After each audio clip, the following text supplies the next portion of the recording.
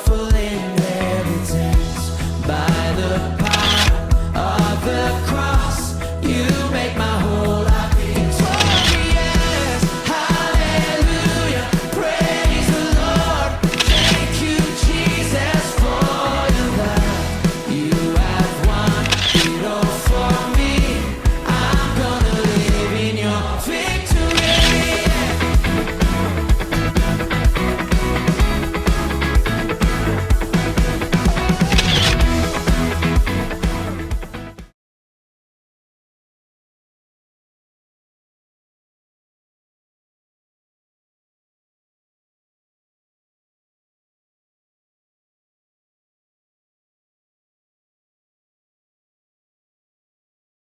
Berarti pertanyaan ini lebih berbicara pada topik eskatologi ya, di mana berbicara soal akhir zaman, kalau saya lihat. Di mana ada beberapa gambaran umum yang perlu kita perhatikan. Yang pertama, keadaan manusia itu secara rohani.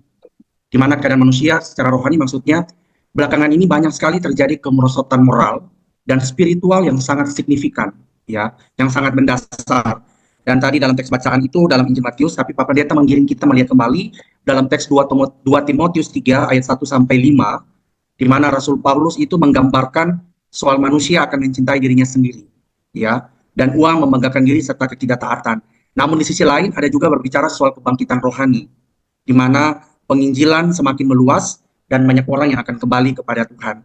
Yang kedua, kalau ketiga pertanyaan ini Pak Pendeta lihat dalam kondisi keadaan dunia atau secara global, di mana Yesus dalam Injil Matius 24 ini menyebutkan bahwa akan ada perang ya, akan ada perang, kelaparan, gempa bumi, dan ini merupakan tanda-tanda akan zaman sebelum kedatangan Tuhan ya.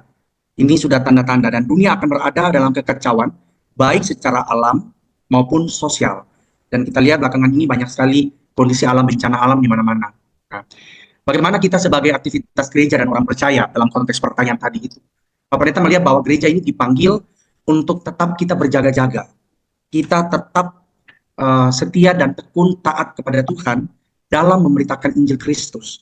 Bahwa peristiwa dan tanda-tanda ini membuat kita harus lebih dekat kita dengan Tuhan. Bukan berarti kita harus jauh, tapi kita harus dekat dengan Tuhan. Bahkan kita harus sungguh-sungguh percaya bahwa pencobaan-pencobaan besar dan penganiayaan yang kita hadapi saat ini tetap Tuhan menolong kita sebagai orang yang beriman kepada Tuhan. Ya, lalu Pak Pendeta melihat dari sudut pandang apokaliptik. Mungkin teman-teman pernah mendengar sudut pandang apokaliptik ini agak berbeda, di mana dia melihat bahwa ada sesuatu yang berbeda. Ya, dalam pemahaman apokaliptik ini ada pemahaman-pemahaman baru yang seolah-olah antikristus. Ya, banyak sekali yang bermunculan saat ini di media sosial, ya, di banyak hal makin bertumbuh soal aliran-aliran seperti antikristus. Nah, oleh sebab itu dari pertanyaan ini menurut Pak Pendeta bahwa masa ini adalah masa di mana kita manusia harus belajar untuk mengintrospeksi diri. Itu yang paling penting. Belajar berbenah diri, belajar introspeksi diri, dan kita harus mendekat kepada Tuhan. Karena kefanaan hidup manusia ini, kita harus percaya bahwa tiap langkah hidup manusia ini adalah Tuhan yang atur.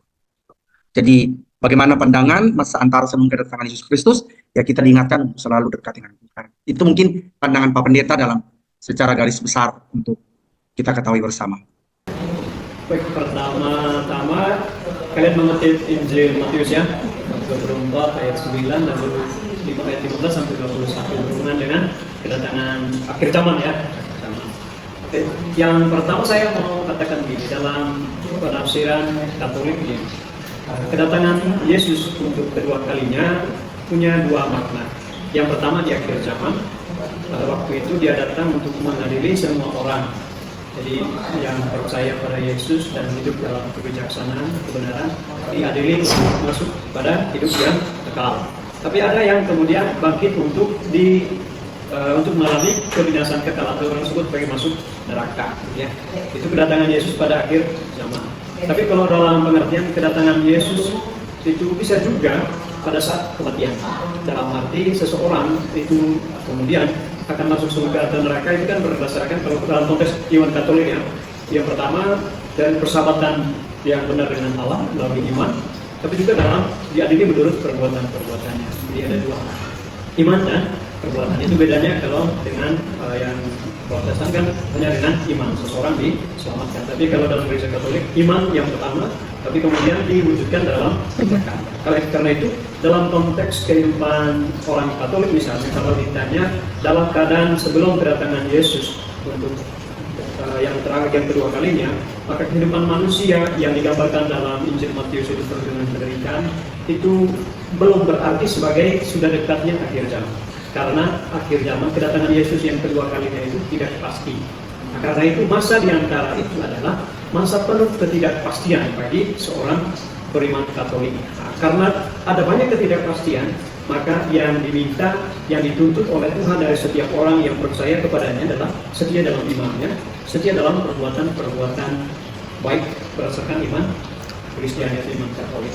Nah, karena ini masa yang tidak menentu ini perlu disikapi dengan kesetiaan sebagai orang beriman, sebagai pengikut Kristus. Karena itu, pandangan saya misalnya sebagai orang Katolik, masa sebelum Yesus datang ini adalah masa persiapan, masa yang perlu diantisipasi gitu. Karena tidak ada kepastian kapan. Kalau kita baca terus Injil Matius ya, yang diminta di sana kan akhirnya pada sikap berjaga-jaga gitu.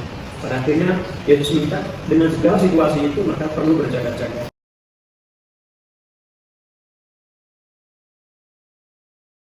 Dalam pertanyaan kedua ini tadi berkesinambungan dengan pertanyaan pertama. Menurut Pak Pendeta, kita diingatkan bahwa manusia ini fana. Manusia ini terbatas. Manusia ini membutuhkan sesuatu yang memang harus lebih sungguh dengan Tuhan. Gitu, sehingga tadi dalam pemaparan pertanyaan pertama, Pak Pendeta katakan bahwa gereja ini harus dipanggil. Gereja adalah persekutuan orang percaya yang dipanggil keluar dari gelap kepada terang. Maka hidup kita harus berbeda dari cara-cara dunia. Kedatangan Tuhan yang kedua kali bukan soal nanti, tapi kehidupan kita harus berubah. Gitu. Kita tidak tahu waktu Tuhan kapan, yaitu kematian. Tapi kematian itu pasti. Siapapun kita pasti akan menuju namanya kematian. Tinggal soal waktu. Makanya Pak Pendeta dalam pertanyaan pertama dan kedua ini sangat berkesinambungan dengan Pak Pendeta. Pak Pendeta mengajak kita sebagai mahasiswa, sebagai anak-anak Tuhan, kita terpanggil untuk tampil beda. Jangan berada pada zona nyaman, tapi zona yang sungguh-sungguh apa yang Tuhan mau, bukan apa yang saya mau, manusia mau. Seringkali manusia hidup apa yang manusia mau, bukan apa yang Tuhan mau. Itu menurut Pak Pendeta. Oke. Nah, tadi saya sudah bilang ya, sudah singgung ya, di awal penderitaan, kesulitan, bencana alam itu memang tanda ya. Tapi belum berarti, tidak berarti sudah sering, tidak berarti sudah dekat. Karena kalau kita kemudian dalam perjalanan sejak Kristus lahir sampai sekarang, ada banyak sekali penderitaan, ada banyak peperangan, ada banyak bencana alam. Tapi akhir zaman belum terjadi. Bahkan tahun-tahun sebelumnya orang sudah memprediksi tahun 2000 itu adalah akhir zaman dan seterusnya. Tapi tidak terjadi. Apa yang mau dikatakan? Ya, penderitaan, kesulitan, atau bencana alam, kesengsaraan yang dialami. Menurut pandangan orang Katolik ya, bukan berarti akhir zaman sudah dekat, tetapi tanda bahwa kita perlu mempersiapkan kedatangan Kristus. Artinya tadi tidak kembali kepada kesetiaan dan usaha-usaha dalam perbuatan baik, setia dalam iman Kristiani. Karena itu kalau orang bilang kalau besok ada perang, orang bilang akhir zaman belum. Karena tidak ada yang tahu pasti kan. Hanya Tuhan Yesus pun sendiri bilang, kan? Malaikat itu tidak, hanya Bapa yang tahu kapan gitu. Maka dalam hal ini sebagai orang Katolik saya katakan penderitaan dan kesulitan adalah tanda bahwa kita perlu tetap kesempatan supaya kita tetap setia dalam iman Kristiani. Ya. Karena akhir zaman tidak ada yang tahu kapan. Yang bisa kita buat adalah berjaga-jaga, siap sedia, setia dalam iman kita akan Kristus sebagai penyelamat, dan setia dalam perbuatan-perbuatan kasih sesuai dengan ajaran Tuhan kita Yesus Kristus. Supaya pada akhir zaman ketika Yesus datang untuk kedua kalinya, itu kita bangkit untuk hidup yang kekal, bukan untuk kebinasaan yang kekal. Kan? Karena ada dua kepastian. Ya. Kalau seseorang tidak beriman pada Allah, pada Yesus, berarti dia masuk neraka. Kalau dia beriman, dia masuk surga. Nah, karena itu dalam mempersiapkan inilah kita perlu setia dalam iman Katolik supaya pada iman Kristiani, supaya pada akhirnya kita pada saat pengadilan terakhir ketika Yesus datang untuk kedua kalinya, kita dibangkitkan untuk hidup yang kekal, bukan untuk kebinasaan. Itulah pandangan saya.